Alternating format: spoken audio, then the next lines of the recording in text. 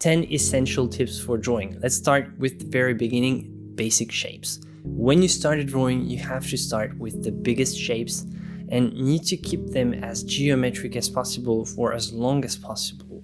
Picture a block of marble.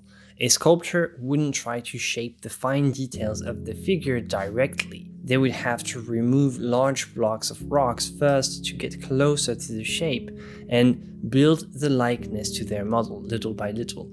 And it's the same thing for a drawing. When you see a speed drawing video starting with intricate details and finishing with perfect accuracy, be aware that there is usually a trick behind this.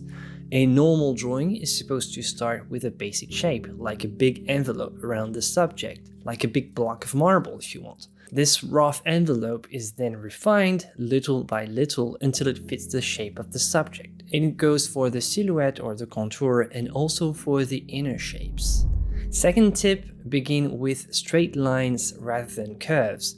Curves are awesome, they look cool, they feel great to draw, but if accuracy is needed, they can be a nightmare to control. We've all been impressed by, this teacher capable of freehanding an almost perfect circle, but it takes a lot of training, and also it's a geometric shape, not a random yet extremely precise curve, like the curve forming the jawline of a person's face or the shape of an eye.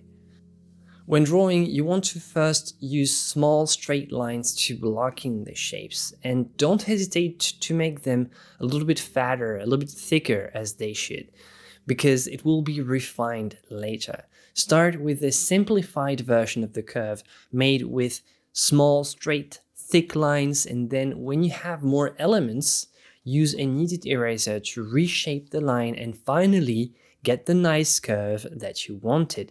It takes much more time to work this way, but it's much better for accuracy, so in the end you'll save time. Measuring with your arm is quite simple but essential. Take a pencil, lift your arm at a 90-degree angle, close your weak eye and measure the distance between your thumb and the tip of the lead, first on the model and then on the drawing. By the way, if you didn't know, here's how to find your directing eye. Extend your arm out in front of you and create a triangular opening with your fingers by placing your hands together at a 45-degree angle. With both eyes open, focus with this triangular sight on a distant object and then close your left eye. If the object remains centered, your right eye, the open one, is your directing eye. If the object is no longer framed by your hand, your left eye is going to be your directing eye. I'm sure you already know what your directing eye is and what your weak eye is, so it's just if you were curious. So back to our measuring technique. Using your directing eye, aim the length to be measured at the model while keeping your arm perfectly still. Adjust by moving your thumb closer or further away to get the distance right. Keep your arm straight and rotate with your entire torso to transfer this length to your drawing. And to do this properly, it's best to generally do this type of measurement several times just to be sure, because it's still an approximation. It doesn't always work perfectly, but it's always useful. There is no haste in shading. In fact, a good drawing can be outlined with so much care that if the shades were not added, the representation with only lines would feel complete and agreeable. Outlining the shapes of a drawing before shading is important because it helps establish the basic structure. Every shadow shapes needs to be properly outlined first, like if it was traced on a map. This makes it easier to do the shading later on. It enables you to correct mistakes as well. If you make a mistake when drawing the outline, it's much easier to correct it at this stage rather than when you're already deep into the process of shading the details. This will also make it easier to create realistic shadows and highlights that are consistent throughout the drawing, because you won't have to guess the position of your shadow shapes while you are doing the shading, and you can focus on locating the shadow shapes and then actually shading. Since we work primarily with values to create realistic looking drawings, it may be useful to recall what a value is in drawing and what different values our graphite pencil is capable of producing. In drawing, value describes the degree of lightness of the surface, i.e. whether it's light or dark. value is not only a concept related to black and white drawing, it also applies to painting with colors. Of the three dimensions of color, value, hue, and chroma, value is the only one that makes sense in itself, which makes it possible to recognize and appreciate an image in black and white, and value alone makes drawings with only shades of gray possible. The human eye can distinguish an infinite number of shades of value. However, a 10-step value scale is enough to produce a perfectly realistic drawing.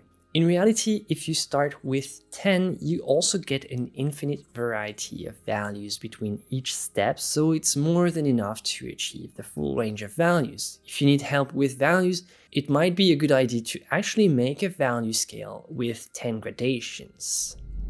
The modeling of the form is mostly done with pencil or charcoal or whatever you use, and not only with a blending tool like a stump. Of course, one has to blend at some point, whether it is with a blender, a rolled piece of paper towel, which is kind of the same thing as a stump, or with an old brush, but the process of modeling requires too much precision to be done with just a blending tool. The blending tool must always be counterbalanced by the work of the pencil. Blending always removes matter, and too much of it leads to overblending, which hurts the quality of the final result. One must therefore remember to add graphite if necessary to avoid ending up with an area that's been emptied of its substance. Simply remember that every time you use a blending tool, it must be followed by a subtle correction with the pencil. Use all the complexity of the graphic gesture, the angle, the pressure, the speed of the gesture, the amplitude of the movement, starting from the shoulder to reach the fingertips is also important. An eraser is a drawing tool in itself. The kneaded eraser is an essential tool whose use is not limited to removing mistakes. The eraser is a real graphic tool, just like the pencil or the stick of charcoal, but in negative this time. Its great benefit is that it can take any shape. The flat or razor blade shape is very useful for sculpting lines and getting clean lines and edges. The rounded tip is used like a round brush but to remove material.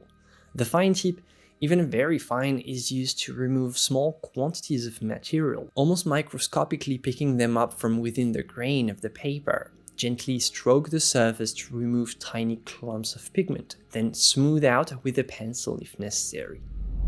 Number 8. Having a long pointy lead and a long pencil length allows for greater control of the pressure and a very smooth touch on the paper. The angle of length between the hand and the tip of the lead means that you can press with a very high degree of subtlety and precision. This is something you can't do with a pencil that's been sharpened in a normal sharpener or a round-ended charcoal stick, at least not with this type of softness of touch and great degree of variety in pressure.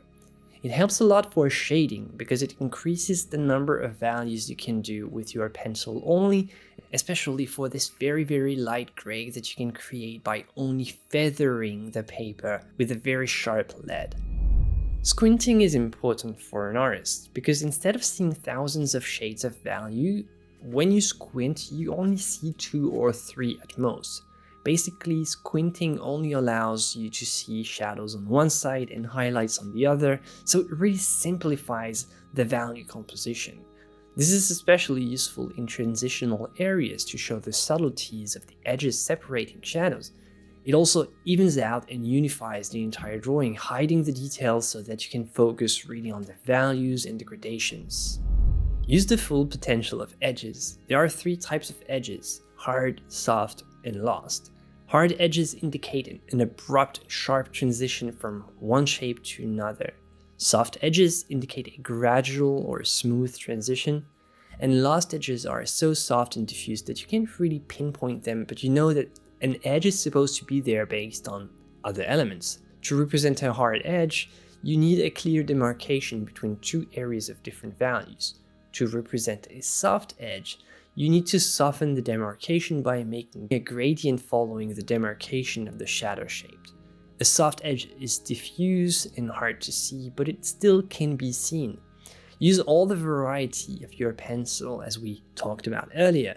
And finally, a lost edge is so diffuse that it doesn't really have a clear position. It's only a transition between two very ethereal areas of values. It's so diffuse and subtle that you can't really pinpoint where one shape starts and where the other ends, but they still do. It still links together two value shapes. Use your kneaded eraser and your pencil to make this gradient as smooth as possible. The quality of your edges, hard, soft, and lost, will be a determining factor in the realism of your drawing. Now, if you feel that you're ready and want to watch a video explaining how to make the transition from drawing to painting, you can click here next. A huge thank you to all my Patreon members. This video wouldn't be possible without the support. If you want to join the community, the link is in the description below. You'll also find the links to my courses, my oil painting course, and my color course. Alright, that's it for today. As always, my friends, joy and inspiration to you. Bye.